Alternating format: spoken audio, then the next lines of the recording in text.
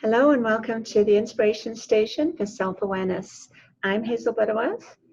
This is Carmen Braga, and today's episode we're going to have a look at stress, worry, anxiety, and how is that really affecting you? Well, you know what? With what's happening today with this worldwide pandemic, people are under a lot of stress and a lot of anxiety and a lot of worry right now. And it's affecting people on many, many different levels. So we wanted to touch on this today just because there's so much of this going on out there right now. And there's a lot of fear attached to it, right? So, and I wanted to talk about my experience with anxiety. And it was about 4 years ago, my husband was diagnosed with tongue cancer.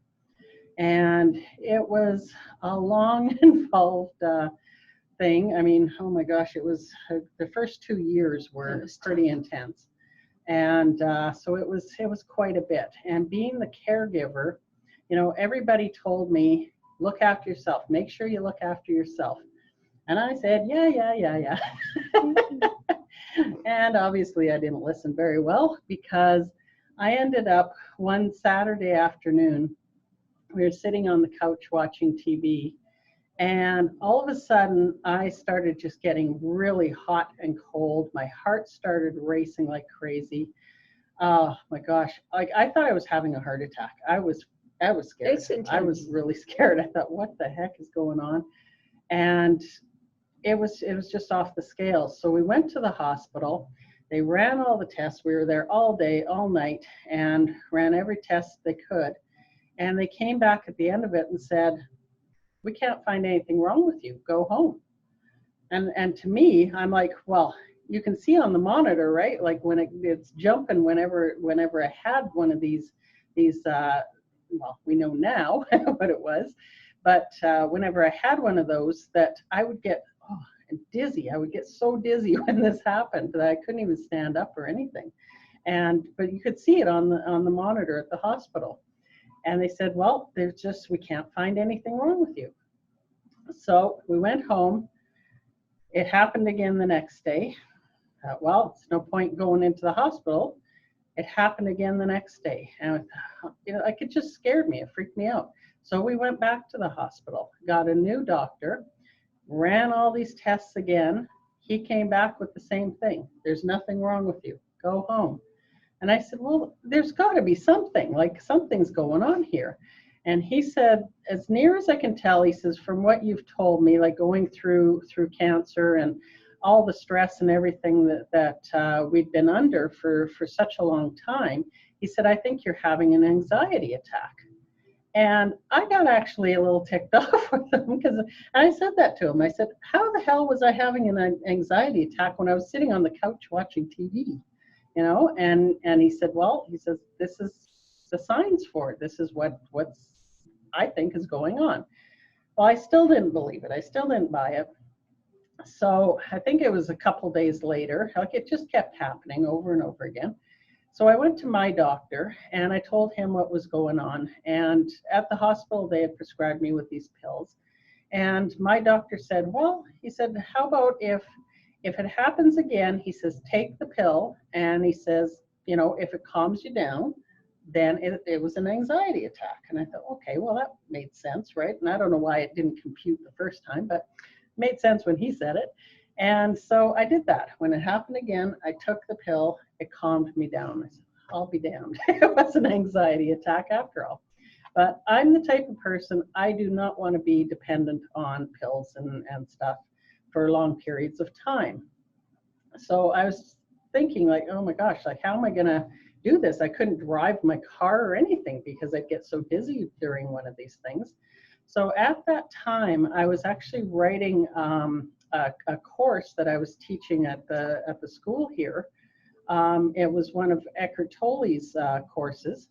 And I came across one of his paragraphs that I want to read to you guys. This paragraph changed everything for me, okay? So I'm going to read this to you. He said, the psychological condition of fear is divorced from any concrete and true immediate danger. It comes in many forms: unease, worry, anxiety, nervousness, tension, dread, phobias, etc. This kind of psychological fear is always in the form of something that might happen, not something that is happening right now.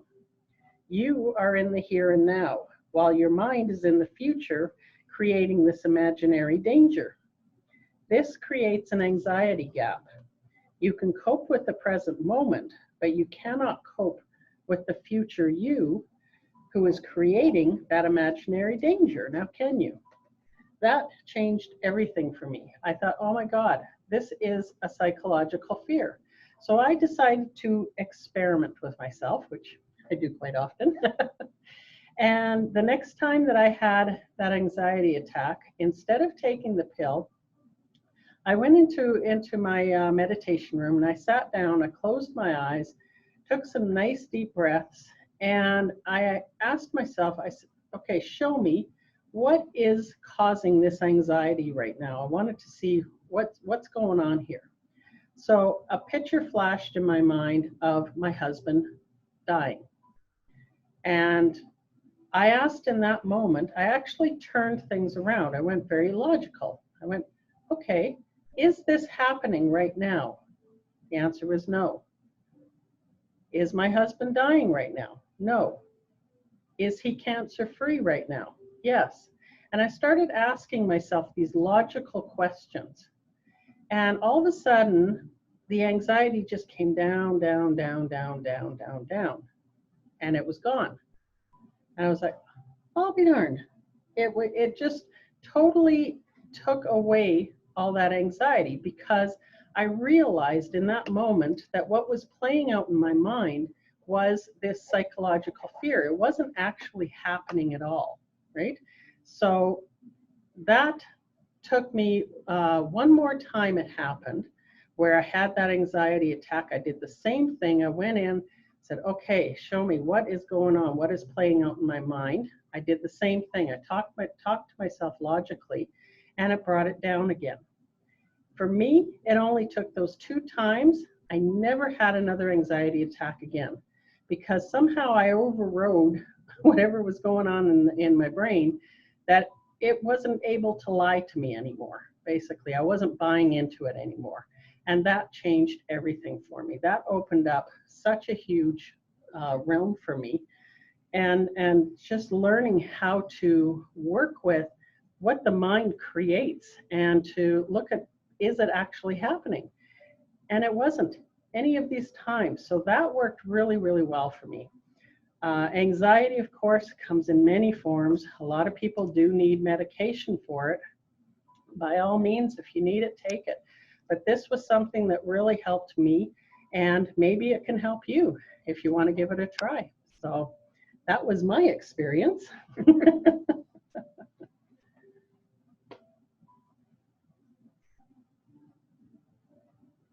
Thanks, Carmen. That was awesome. And so much truth in that. The takeaway from that is it really happening now? So a lot of the anxiety and the worry that we really self-inflict is fear-based, and it's future-based. It's a fear of what if, what if, what if. And so a couple of examples from a class that I taught called Diffusing Anxiety and Finding Calm in Chaos is, what was it for the ladies in the class? And some of the things were not quite as major, that in the sense of, the fear of death and that, but it was nevertheless still real. In that moment, it is real. It feels real. And it could be something that, did I lock the door? And when you leave home, you can't get that out of your mind. Did I lock it? Did I lock it? And there was one lady who would phone someone else, please go check my house. And in one class, there was locking the door. There was, did I leave the curling iron on? There was, did I put my garage door down? Like something different for everybody, but nevertheless, still the same underlying fear of, did I? And so one of the ways of resolving that, if you're struggling with, did I, and that's creating some stress, is to actually, when you're doing it, so the girl who couldn't remember if she'd locked her front door and that. It's about being present in the moment and dealing with facts. So we engage your senses. So as she locked the door, we said, listen for the bolt to go click. Feel yourself pulling it shut and then testing it, because that is consciously happening. And when you're engaged in doing it in the moment, then you have that awareness. And so when that thought pops up and says, oh, did I lock my door? Mm-hmm. Then you can say, yes, I did, because I felt it, I heard it. So we're engaging the senses that way. So that helps, one way of helping. The same with the curling iron, the same with the garage door. You don't have to be phoning your neighbors all the time. Did I lock it? Did I lock it? And live in that fear all day of, did I lock it? One of the other things with the fear and anxiety is, as it comes up, we can, in that moment, help to relieve it simply by the release valve. And one way to do that is, as you feel yourself like panicking, and it's building up and it's going to explode, is like simply just go psh, and let the pressure out. And if you can't do it physically loudly like that, just do it quietly in your head. Right? It's not a good one to do in public sometimes. Having a whole office full But I had a gentleman, and he said, Hazel, that, out of everything I learned in my life, that is one of the best things I've ever learned. He said, I use that, I press that button 20 times a day. Mm-hmm. But he says, but since I've been doing it, I haven't lost my temper. I haven't shouted at the staff, because as soon as I feel it building, I can release it and let it go. Mm-hmm. So that's a really, just a simple, handy little thing to do. And then another one is to just slow yourself down and be present. Mm-hmm. Be aware of what you're thinking, what you're feeling, and just slow it down, because our world is such a fast-paced world that we've gone from A to B and we've driven from A to B and don't remember driving from A to B. Yeah. Oh, I went through 6 sets of traffic lights. I don't remember what color any of them were. Yeah. And people do that because we're not present and we're not conscious in the moment. Right? There's a few things. We're very unconscious. We're very unconscious. Yes, very unconscious. And the third thing that I wanted to share for a little tip is, as you mentioned before, it's the fear of the future. So a lady has a daughter who's passed a driving test. Just an example for you. Her daughter's out driving. Well, now mum's worried because her daughter's driving. What is her biggest fear? Gonna crash. She's going to crash. Mm-hmm. So what is mum thinking about? What is she seeing in her head? Mm-hmm. The crash. All the things that could possibly go wrong. So on the other side of the table, if you want to manifest, or if you're searching for a brand new car, what do? You decide what car you want to go, what you have. You get a picture, you start visualizing it, and that's because you want to bring it into your reality. Mm-hmm. It's the same process. So whether you're thinking of the wonderful things coming into your life, or whether you're thinking the things you don't want, it is the same process. Mm-hmm. So when you find that coming up, it's about doing a 180. Instead of thinking about the worst case scenario, here is a question for you. What would you like to invite? So for the mum who has the daughter who's driving and is a new driver on the road, what sort of things would mum spend her time thinking to help and support her? To me, I would just be visualizing her coming home safe every night. Exactly. She's safe. Mm-hmm. Wherever she is, she's safe. She's passed a test. She's capable of driving, and it's to support her in that way. Yes, as a parent, we're always nurturing and always. I say that we're not parents. I am 2 cats. You are 2 cats. But it's you worry, and worry does not bring solution. Worry only eats away. And we've heard those phrases, right? Oh, this worry is just eating away at me. Mm-hmm. Well, that's not good. Worry, stress, and anxiety are all self-inflicted, because it's what we're thinking, how we're processing our thoughts, which is being interpreted into how we feel. Mm-hmm. And most of the time, it's on something that doesn't exist, hasn't happened yet, or may not ever happen. So it's about sticking to the facts. Is it happening now in this moment? So it brings us back to awareness. it brings us back to presence. Mm-hmm. Yeah. Absolutely. Yeah. So, to me, when I think of worry, I always say to people, worrying is like praying for what you don't want. Which speaks to what you were just talking Yeah. about, right? Well, you're It really asking. is. Yeah. Yeah. And you're focused on that all the time. And it's the same as what I went through with the anxiety. It's a psychological fear. Mm-hmm. It's something that the mind is making up that isn't actually real or happening, Mm-hmm. And I mean, if something is actually happening, I mean, there's a big difference between fear and danger. Mm-hmm. And people get that confused. Danger is something that's imminent and happening right now. If there's something right in front of you, right here, right now, that you have to respond to, then you respond to it. And that's the role of ego, to alert you to that fear. Exactly. Right? Yes. It really is. Which is great. Yeah. And definitely you respond to whatever's happening in that moment. But when you catch yourself, the mind is reeling and taking you into that path of worry and anxiety and stress. Honest to God, I will guarantee you, it is 99% of the time, it is a psychological fear that isn't real. And when you start talking to yourself logically and start questioning yourself, questioning that ego mind, you're going to see a completely different change. And you're not going to react to it as strongly as you were once you get to know how to do that. Right? I did a lot of self-journey with the stress, anxiety, worry, and fear. And there was a day where I'd worked with somebody whose little one had the fear of the bumblebee. And they had a dream in the nightmare and the bees attacking them. And so we went through that. And one day in my office, in my original space, I heard this sort of zzz and a thump. And I thought, because very often a bird would fly into the window or a bumblebee would fly into the window. And then the sound got louder. And I thought, wow, that's a big bee. And I was in my office and my treatment room was next door. And I thought, no, I think it's next door in my room. And I'm working away and the sound got louder and louder. And then all of a sudden my imagination just took off. And all of a sudden I imagined a bee that filled the size of the room. Not even possible, but a bee. And I thought I should just go and check. So I got up to go and check. I got to the doorway and I thought, no. I thought I'm going to see an eye this big. And if I look around the corner, that eye is just going to be huge. And it was like, no. So I went back to my desk and I worked away and I could hear that buzzing still. And I thought, Hazel, don't be silly. Just go and check it. And it's like, I got up and do you know what I did? I know you know the story. Yeah.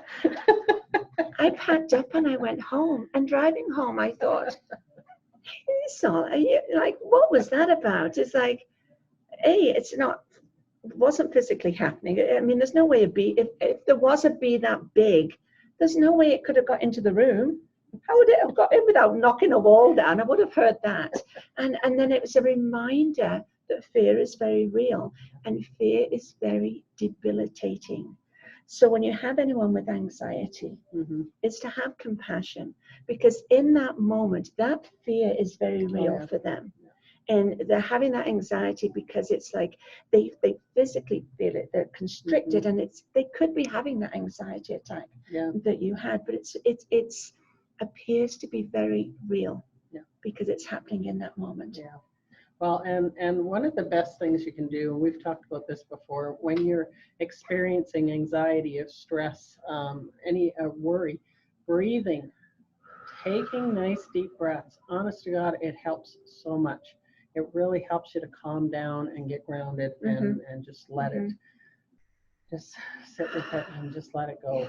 Because, it can be, like Hazel said, very debilitating. It is. It is. Yeah. So there's a few things that we've kind of shared today. An amazing story for Carmen actually going through that anxiety attack and how she resolved it. We've talked about the breathing. If you're in that moment, slow it down. Breathe.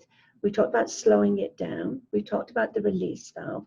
We've talked about change your focus. Do the 180. Instead of focusing on what you don't want, shift your focus on what you'd like to invite. And we know that worry and stress just eats away at you. And so the only person that by going through that, the only person that you're hurting is yourself, Oh, absolutely. right? Yeah. You're hurting yourself. It's self-inflicted.